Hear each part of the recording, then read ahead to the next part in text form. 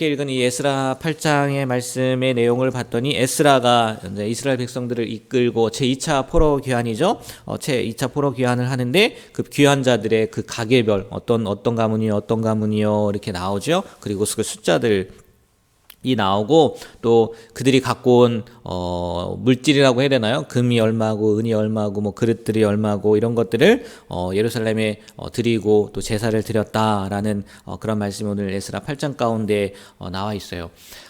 저번에도 한번 이 말씀을 드렸던 것 같은데 1차 소환자, 1차 귀환자, 2차 귀환자, 뭐 3차 귀환자, 2차 때는 지금 오늘 말씀처럼 에스라의 인도하에 이루어지고 또 3차는 느헤미야 성벽 재건을 위해서 이렇게 인도를 하는데 특별히 1차는 한 4만 9천 명, 남자들만 하면 이제 뭐 여자들까지 하면 더 될 수도 있겠죠. 그렇게 되고 2차는 오늘 말씀처럼 남자들만 한 1775명이에요. 그러니까 뭐 여자 가족까지 하면은 그거보다는 좀 더 많았겠죠. 근데 1차에 비하면은 뭐 굉장히 적은 숫자잖아요. 그래서 왜 이렇게 적었을까 이렇게 뭐 이야기를 하는데 뭐 그렇게 표현을 하더라고요. 1차 포로 귀환이 일어난 지 이미 80년이 지났다는 거예요. 굉장히 많은 세월이 지난 거지. 80년이면 뭐 할아버지 그죠? 할아버지가 살아 계셨을라나? 뭐 그 정도이지 않겠습니까? 그러니까 뭐 2세대, 3세대 뭐 그 전으로 따지면 더 많을 수도 있겠지만 그렇기 때문에 이 예루살렘 성전에 대한 그런 열망이 강하지 않지 않았겠느냐 뭐 이런 얘기도 하고 또 그 시간을 거기서 살았으니까 얼마나 안정적인 삶을 살았겠느냐. 그러니까 사람들이 그렇잖아요. 이렇게 안정적인 것을 떠나서 이렇게 모험을 한다는 것이 도전을 한다는 것이 쉽지 않으니까 그만큼 인원이 적지 않았겠느냐라고 이야기를 하고 또 한편으로는 그런 가정 가운데에도 이 1775명 뭐 가족까지 하면 뭐 4,000명 이상의 사람들이 왔다. 그러면 이 사람들은 하나님을 향한 신앙 어떻게 보면은 성전도 없었어요. 그리고 80년이 뭡니까? 더 긴 세월을 살았음에도 불구하고 하나님을 향한 신앙을 가족들에게 자녀들에게 뭐 했다는 거예요? 잘 전수했다는 거잖아요. 우리가 있어야 될 곳은 여기가 아니다. 우리의 고향은 예루살렘이다. 꼭 그 기회가 오면 우리도 가야 된다라는 것을 전해 주었기 때문에 이들이 움직이지 않았겠습니까? 그래서 이들은 정말 하나님을 향한 신앙이 투철한 사람들이었다라고 이렇게 이야기를 하기도 하더라고요. 네. 오늘 이 말씀을 읽다가 뭐 사람들 이름이 많이 나오지 않습니까? 족보에 대한 이야기가 많이 나오는데 특별히 4절에 보면요. 뭐 다른 사람들도 뭐 특별한 사람들도 많이 있겠지만 제 눈에 들어와서 이렇게 찾아봤는데 4절을 보면 이런 사람이 나와요. 바합 모압 자손인 엘 여호에네가 이렇게 나오는데 이 바합 모압이라는 뜻은요. 모압을 다스리는 자라는 거예요. 그러면 가만히 생각해 보면요. 이 이스라엘 백성들이잖아요. 유대인들이잖아요. 근데 페르시아에서 바벨론 포로로 가서 뭐 이전에 바벨론 포로로 갔고 이제 페르시아로 바뀐 거지만 바합 모압을 다스리는 자가 되었단 말이에요. 그럼 거기에서 굉장한 그래도 뭐 이렇게 표현을 하더라고요. 총독이나 장관을 배출한 가문이었을 거다라고 이야기를 해요. 그리고요, 찾다 보니까 여기서만 등장한 게 아니라 에스라 2장에도 그 귀한 자들이 나오는데요. 거기에도 보면 세스바살과 스르바벨과 같이 이렇게 왔을 때 3,000명에 가까운 사람, 이 바합 모압 자손들이 3,000명에 가까운 사람들이 귀환을 했다는 거예요. 그리고 오늘 나머지 200명의 후손도 그 뒤를 따라서 예루살렘으로 귀환했다는 거죠. 모압을 다스리는 뭐 총독 내지는 장관이었고, 그러니까 처음에도 말씀드렸던 것처럼 꽤 안정적인 삶을 살았던 사람들일 거란 말이에요. 그의 가문일 거란 말이에요. 그럼에도 불구하고 그들이 1차에는 3,000명, 2차에는 200명, 굉장히 많은 숫자. 그렇잖아요. 2차에 온 사람이 1770 몇 명이라고 했으니까 그거보다 많은 숫자인 거잖아요. 한 가문이, 한 지파가. 그래서 이것을 통해서 이 가정은 정말 뭐 조금 전에도 뭐 신앙이 투철했다 하지만 하나님을 향한 마음이 굉장히 뜨겁지 않았겠느냐. 그리고 그런 모든 것을 포기한 거잖아요. 어떻게 보면. 모압의 총독, 모압을 다스리는 자, 그런 장관의 가문이었음에도 불구하고 그것을 포기하고 예루살렘으로 왔다는 거죠. 하지만 그 눈에 보이는 것은 포기했지만 하나님의 그 땅, 하나님이 약속하셨던 땅, 그 땅에 돌아오게 되고 또 하나님께서 이스라엘을 회복하신 그 역사들을 보게 되었다는 거예요. 그러니까 이들이 움직인 건 다른 게 아니라는 거예요. 믿음의 눈으로 봤다는 거죠. 지금 현실에 안주하지 않고 지금 주어진 것들에 대해서 만족하지 않고 진짜 있어야 될 것, 우리가 향해야 될 것을 생각하며 그 나라를, 그 지역을 떠났다는 거예요. 이것을 통해서 우리도요, 마찬가지라는 거죠. 눈앞에 보이는 현실을 바라보는 것이 아니라 하나님을 보는 눈을 가지게 되길 주님의 이름으로 축복합니다. 네, 이것이 더 좋을 수도 있어요. 왜? 우리가 이 세상을 살아가는 존재이니까. 그러나 눈앞에 보이는 것보다 보이지 않는 것들을 사모하고 또 하나님과 함께하는 것이 더 큰 영광이라는 거, 더 큰 기쁨이라는 것을 우리가 늘 기억하고 살아갔으면 좋겠어요. 그 엘 여호에네라는 그 이름의 뜻이요, 내 눈이 하나님을 바라본다라는 뜻이라는 거예요. 내 눈이 하나님을 바라본다. 이 엘 여호에네의 이름처럼 우리도요, 늘 우리의 눈이 하나님을 바라보게 되는 눈이 되길 주님의 이름으로 축복합니다. 네. 그리고 또 보면 15절에 보면요, 이 에스라가 그 이제 귀환을 하면서 어디로 모으냐면 아하와 강가로 모아요. 그리고 거기에서 3일을 머물고 또 21절, 23절을 보면 금식까지 합니다. 이 아하와 강을 떠난다는 거는 이제 바벨론, 이렇게 그 페르시아를 이제 넘어서 귀환의 여정이 본격적으로 시작이 된다라는 의미가 있다고 하더라고요. 뭐 여기까지도 뭐 8일이 걸린다고 하는데, 그 바벨 있던 지역에서 거기까지 가는 게 8일이나 걸린다고 하는데, 이걸 떠남으로 말미암아 이제 진짜 본격적인 여정이 시작이 된다는 거예요. 근데 그 본격적인 여정을 시작하기 전에 이스라엘 백성들을 모으고 누가 있는지 누가 없는지 확인하고 또 그 금식까지 했다는 거는 그만큼 에스라가요, 이 포로 귀환을 할 때 그냥 대충 하지 않았다는 거예요. 철저히 했다는 거죠. 그래서 정말 오늘 말씀에도 보면 매복했는데 그죠?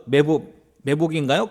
이 사람들을 잡으려고 했었는데도 그들을 피해서 도착하게 되고, 물론 그 이면에는 하나님의 돌보심, 하나님의 보호하심이 있었기 때문이긴 하겠지만, 우리가 이 말씀을 통해서 또 하나 생각해 봐야 될 게 뭐냐면은, 하나님의 일을 할 때, 아니 하나님의 뜻대로 움직일 때 하나님의 도우심도요, 절대적으로 필요해요. 당연한 거예요. 그렇지 않습니까? 우리 인생, 우리 어제도 그래 하나님의 섭리에 대한 말씀을 드렸듯이 절대적으로 필요하지만 우리도요, 준비를 해야 된다는 거예요.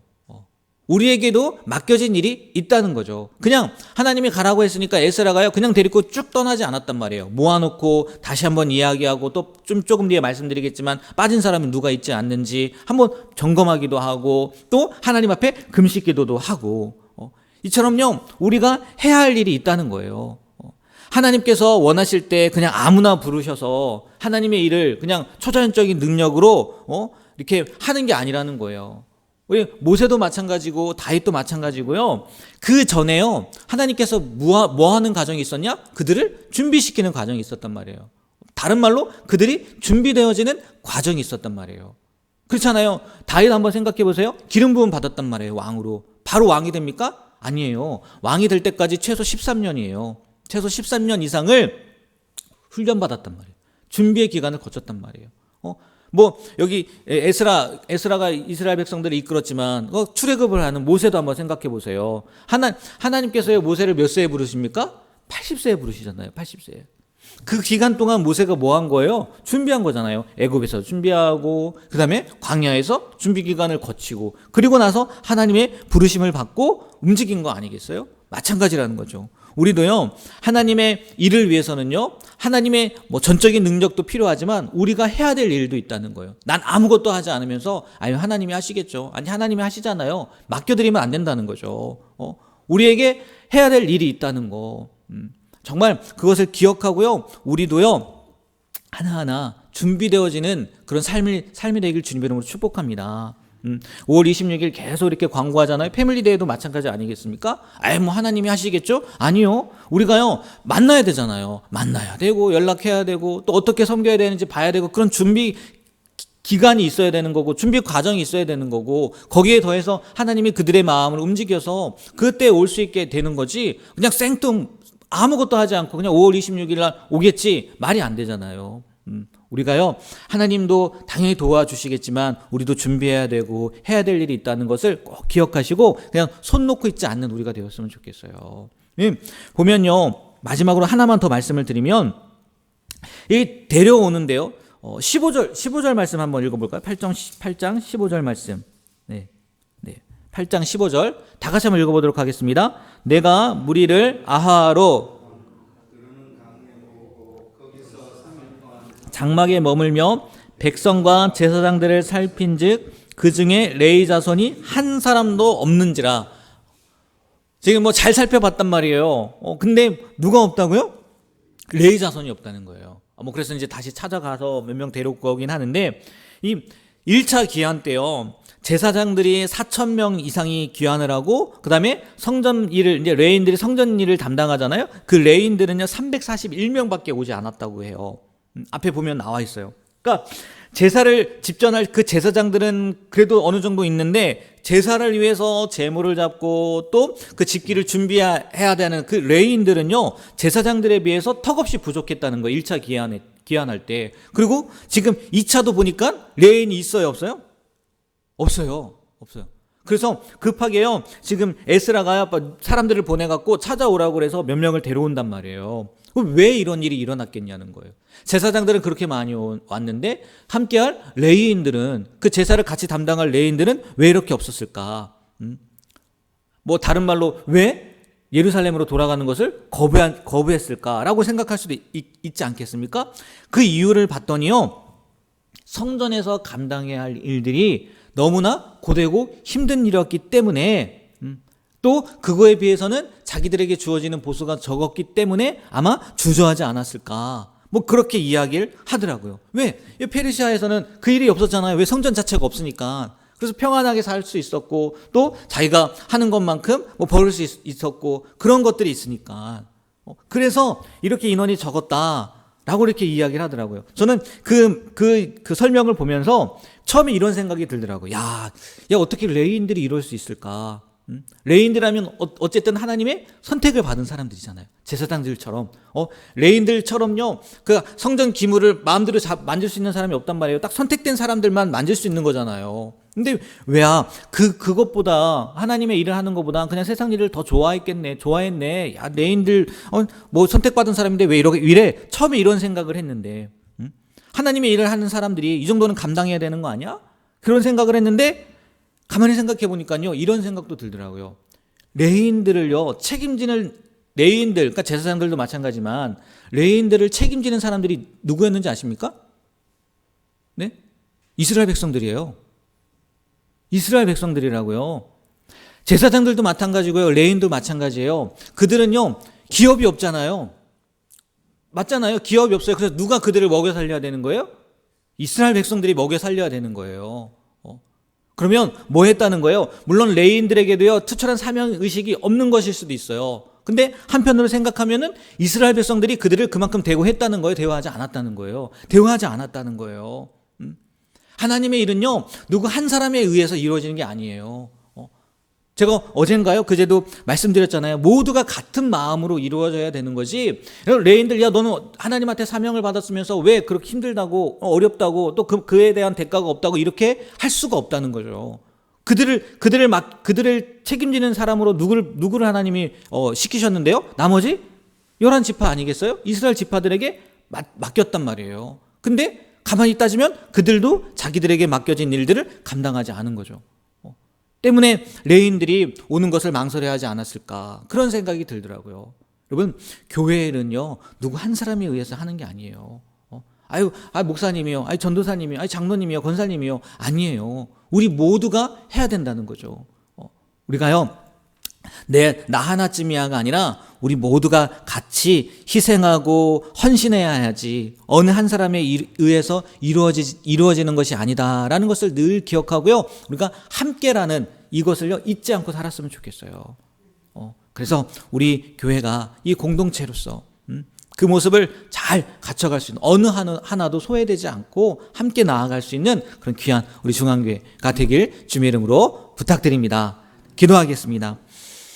하나님, 에스라를 통해서 2차 귀환한 이 사람들의 모습을 통해서 또 그 과정들을 통해서 또 배우게 됩니다. 우리에게도 하나님 이러한 모습들은 있지 않은지 정말 이 현실의 안주에서 하나님이 맡겨주신 사명들을 잊어버리고 살고 있지는 않은지, 더 나아가서는 나 하나쯤이야 하는 마음으로 살아가고 있지는 않은지 우리의 생각들을 돌아보게 하시고 정말 하나가 되어서 한 마음으로 우리에게 맡겨주신 사명을 잘 감당하게 하여 주시고, 이 세상을 바라보는 것이 아니라 엘 여호에네, 내 눈이 하나님을 바라본다는 것처럼 우리의 눈도 늘 하나님을 바라보게 되는 그런 귀한 삶을 살아가는 우리 모두가 되게 하여 주시옵소서. 예수님의 이름으로 기도합니다. 아멘.